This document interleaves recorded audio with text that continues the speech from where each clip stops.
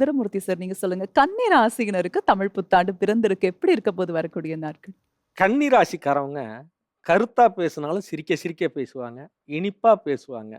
அவங்களுக்கு இந்த தமிழ் புத்தாண்டு 2 விதமான யோகத்துல பிறக்குது.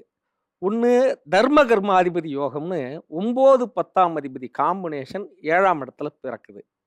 அதே சமயத்துல ஒரு விபரீத ராஜயோகம் இவங்களுக்கு ஏற்பட போகுது. 3, 8 கூடைய செவ்வாய் 6ஆம் இடத்துல போய் 6ஆம் அதிபதி கூட சேர்றாரு. 12ஆம் அதிபதி சூரியன் 8ஆம் இடத்துக்கு போறாரு. ஆக உங்களுக்கு 3, 6, 8, 12 இந்த இடங்கள் காம்பினேஷன் ஆகும்போது, நினைச்சு பார்க்க முடியாத ஒரு பெரிய வெற்றி கிடைக்க போகுது.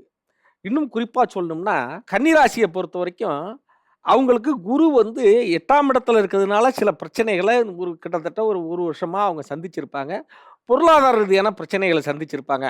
ஆனா, குரு இருக்க இடத்த விட பார்க்குற இடம் சிறப்புங்கிறதுனால, அவங்களுக்கு எல்லாத்தையும் சமாளிக்கிற ஆற்றல் இருந்திருக்கும். அந்த பிரச்சனை கூட இப்போ 1ஆம் தேதி மே மாசம் 1ஆம் தேதி குரு பெயர்ச்சி ஆனதுக்கப்புறம், குரு பார்வை அவங்க ராசிக்கு கிடைக்க போகுது. இதுநாள் இருந்து வந்த கௌரவ குறைச்சலான பிரச்சனைகள் தீரப்போகுது. குழந்தைகள்னால இருந்த பிரச்சனை தீரப்போகுது. அவங்களுக்கு தான் யாருன்னு வெளி உணர்ற ஒரு ஆற்றல் கிடைக்க போகுது. சர்ப்ப சாந்தி செய்யுங்க. பெண் தெய்வ வழிபாடு உங்களுக்கு முக்கியமா நல்ல பலனை கொடுக்கும்.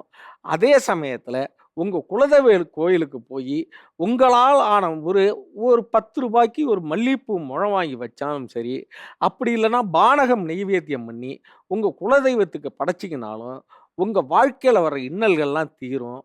இந்த ஆண்டு ஒரு மிகச்சிறந்த ஆண்டா அமையும்னு சொல்லி வாழ்த்துகிறேன். சார், நீங்க சொன்னதுல இருந்தே தெரியுது. கன்னி ராசியினருக்கு வந்து ஒரு ராஜயோகம் தரக்கூடிய நாட்களாக வர நாட்கள் இருக்க போது. ஆனா கொஞ்சம் கவனம் தேவை அப்படின்றது நீங்க சொன்னதுல இருந்து தெளிவாகுது.